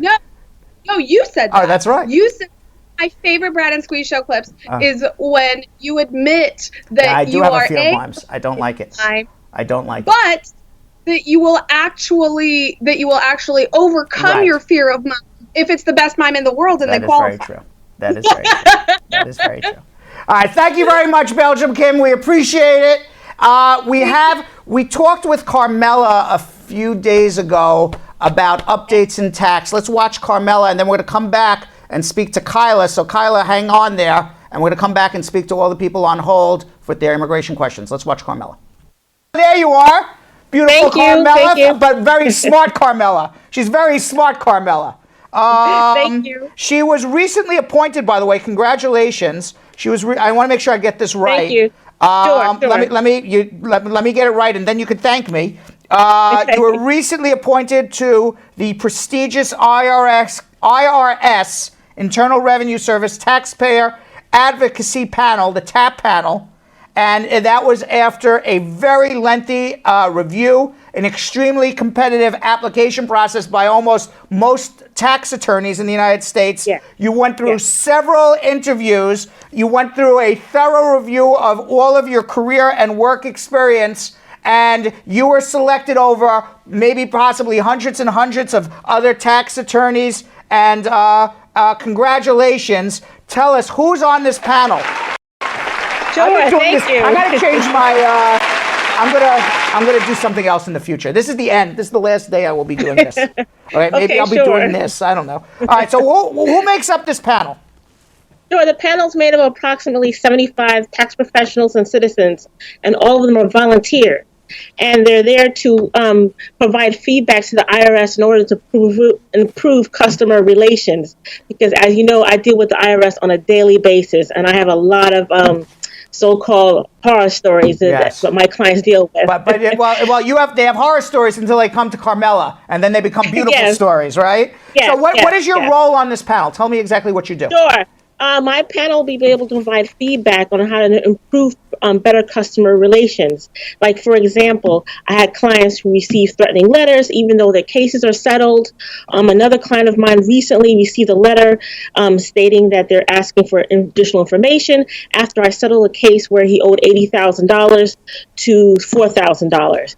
So basically what you do, just so I make it clear to everybody out there, what you do is you settle people's taxes. People who owe substantial amounts of taxes, you settle them for pennies on the dollar. So, for example, this person that contacted you owed over $80,000 to the IRS, and you were able to settle it for $4,000. And because of this fabulous work that you're doing, the IRS has recognized it, and they put you on this panel, which is a very prestigious panel of only the top tax attorneys in the United States of America, and it went through a very thorough vetting process. So congratulations to you on that. Thank you. And by the way, for every person out there who owes taxes, this is tax season, you owe taxes, you owe anything more than $5,000 in taxes, you owe 1 penny more than $5,000 in taxes, you should call Carmela. It's absolutely free to speak to her, and she will let you know. She will let you know whether or not she can help you save your tax dollars. She can negotiate it down. Like this man called, he owed $80,000. She said it was a free consultation. She said, "Yep, I can help you," and she turned it into $4,000. It's a pretty good deal. $4,000. It's a pretty good deal. It's a pretty good deal. Yes, it is. All right. So for everybody out there, if you have a tax issue, make sure you speak. There's a lot of people out there with tax issues, I guess. I hear. Yes, you have to call Carmela, and the telephone number to call Carmela is the same telephone number as it is to call our show, which is 1-800-529-5465. That's 1-800-529-5465, 1-800-LAW-LINK, 1-800-529-5465. And Carmela, what's going on? We only have about 2 or 3 minutes. I know Mr. Trump has changed all of our taxes. Give us highlights of, is it really a tax cut? Is it not a tax cut? I mean, I know in New York State, I think my taxes are going up, right? I'm not going down. The new reform law is going to affect a lot of taxpayers. People own businesses and individuals, so it's important to contact me at Spar and Bernstein to see if I can address any of your issues, because this tax law, some things are going to go in effect in 2017 and also the following tax year in 2018. And then if you if you own a business or you're a sole proprietor, there's things that you can do now to basically. Well, it'll be if maybe you want to put your business in a different, not a format, a different status entity, or entity, entity structure, right? Yeah, or structure, I think is the word that they use, right? Yes, they use. It's called a pass-through entity. Right. Yes, that you structure your new business so you'll be able to get a benefit of that business in the following tax year. And also, child tax credits are going to be refundable next year. So it's better to get Social Security numbers for your dependent children. And by the way, it will pay. If you're starting a business or you have a business right now, it absolutely pays to have the free consultation with Carmela so she can structure your business and your entity to take advantage of the new tax laws. You don't even understand them. I guarantee I don't understand them. Carmela understands them. So give her a call right now. And the telephone number, it's 1-800-529-5465. That's 1-800-529-5465. Carmela, we have about 30 seconds. Any last words on taxes or what you can do to help people in terms of reducing their tax debt?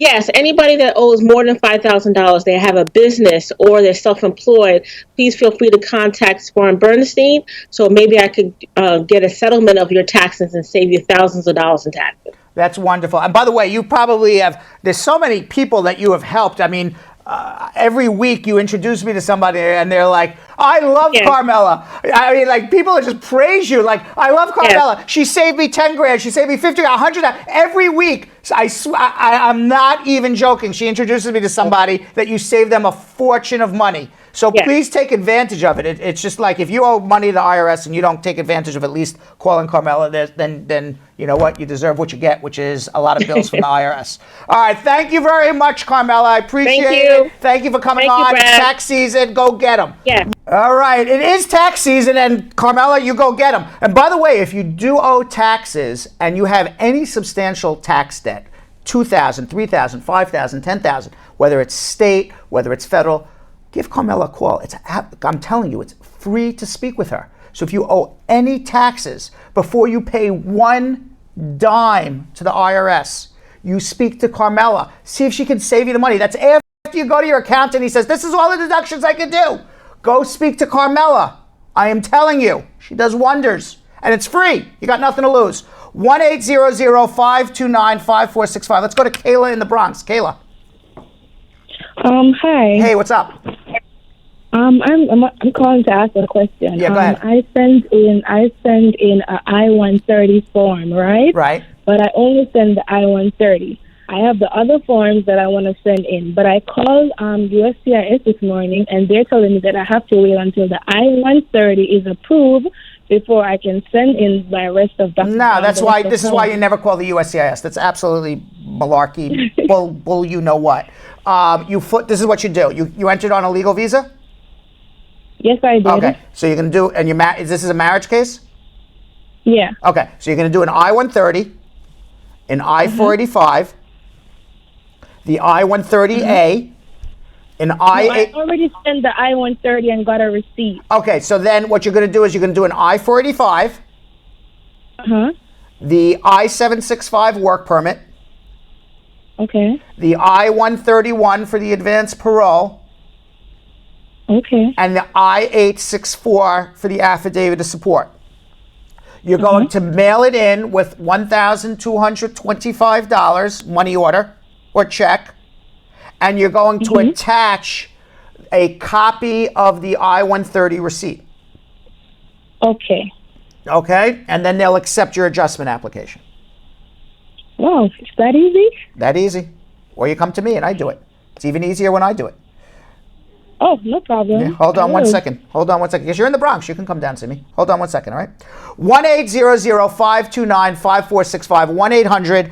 1-800-529-5465. We got about 3 minutes to go. Let's go to Belgium Kim, see if we have any last questions on Facebook or YouTube. Kim, what's up? Brad, Yeah. we have a couple of last minute questions. We've got one from Andre that's wondering something that I actually don't have the foggiest idea about. Andre says, I'm going to schedule my consultation with you. Okay. However, I'm wondering could I ask if my sister, as the petitioner, has to be the person that retains you, or could I do it as the beneficiary, as the principal applicant of the petition? Anybody can retain me. You can, it doesn't matter who retains me. The person who retains me and pays the money doesn't necessarily have to be the person who I'm helping. But the person who retains me is not the client. The person who I'm helping ends up being the client. That's who my allegiance is to, no matter who pays me. Sometimes you represent two people. You represent both spouses. Sometimes, an employer sponsors you. You represent the employer and the alien. So in immigration, sometimes you're representing two different people. But it could even be a third party who pays us. But my allegiance goes to the people that we represent, not the people who pay us. So it doesn't really matter who pays me, as long as we get paid, obviously. As long as someone is paying the bill. Right. We've got Pat, who wants to know, I'm Guyanese by birth, but my father was an American. My mom had 4 kids with him, but he unfortunately passed away. I don't have any papers to show that he's my father, only my birth certificate that states his name and that he's a native of the USA. I once wrote the embassy, the American embassy in Guyana, and I was told that I needed an identity card and a nationality of my father, but I don't have either. Is there any way I can find out Well, where's the mother? Where's the mother? Well, that we. Let's hunt down the rest of the family and see what they got. That's really where we start.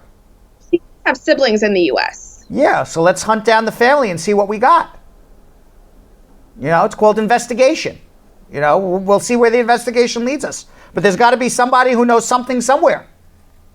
Right. That's going to be a sleuthing, a detective. Sleuthing, correct.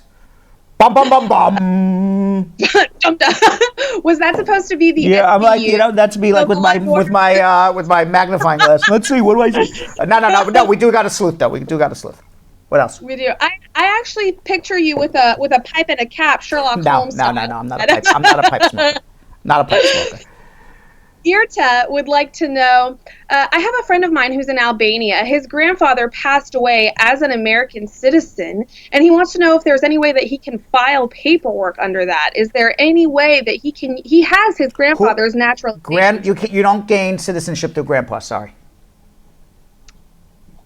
And that is what we have on social media rapid fire. All right, so let's go to, we have one more caller who's been on hold, so let's go to Sonia in Waterbury, Connecticut. Sonia. Hi. Good evening, what's up? Brad. Good evening. I have my niece. Her mom died in Jamaica. Right. I have her here in the U.S. with me. She came on a visitor's visa. She's only 10. I don't think I want to send her back because the conditions down there are not so good. So where is she? She's here now? Yeah. And what country is she from? Jamaica. And how old is she? 10. Okay. Where are her biological parents? Her mom died.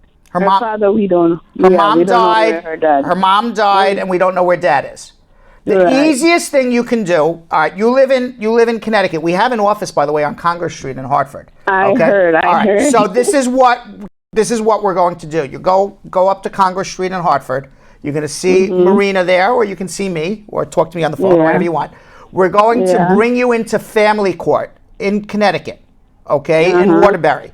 And what we're going to say is we're going to get guardianship for you for this child. And what we're going to do is prove that the mother passed away to the judge and the father disappeared. And if we can prove those two things, we're going to get the judge to give a special order. And the special order will say that it's not in this child's best interest to be returned to Jamaica to nobody because she's basically been abandoned.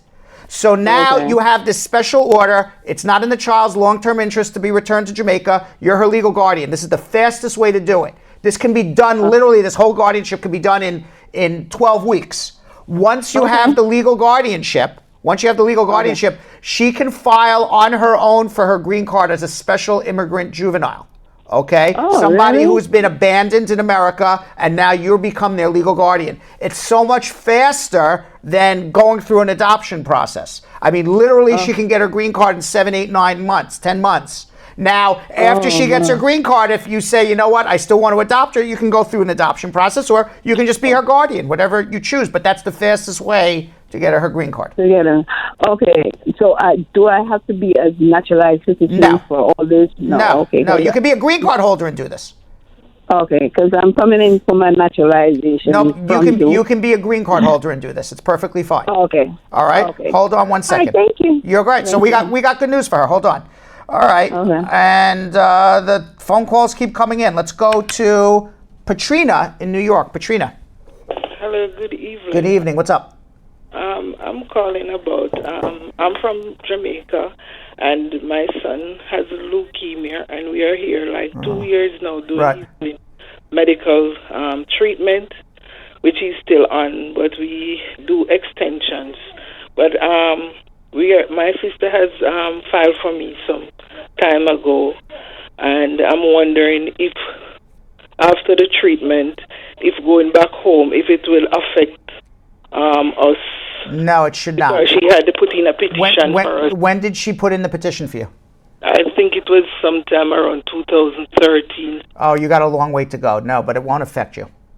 Okay. All right, and I hope your son's feeling better. Is he doing better?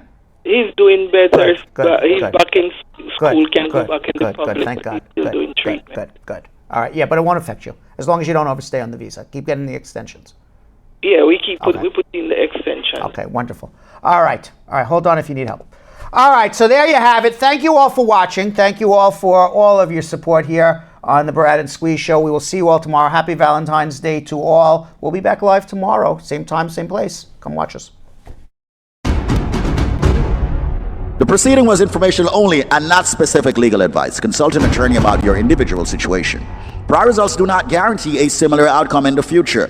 To make an appointment with the Spar and Bernstein law firm located at 225 Broadway in New York City, call 1-800-529-5465. That's 1-800-529-5465. Easily remembered, 1-800-LAWLINK. That's 1-800-LAWLINK. Once again, make a call to 1-800-529-5465. And of course, link up with the law offices of Spar and Bernstein located at 225 Broadway on the 5th floor. If I were you out there, make the call, make the link, make the connection, make it Spar and Bernstein. 1-800-LAWLINK. That's 1-800-529-5465.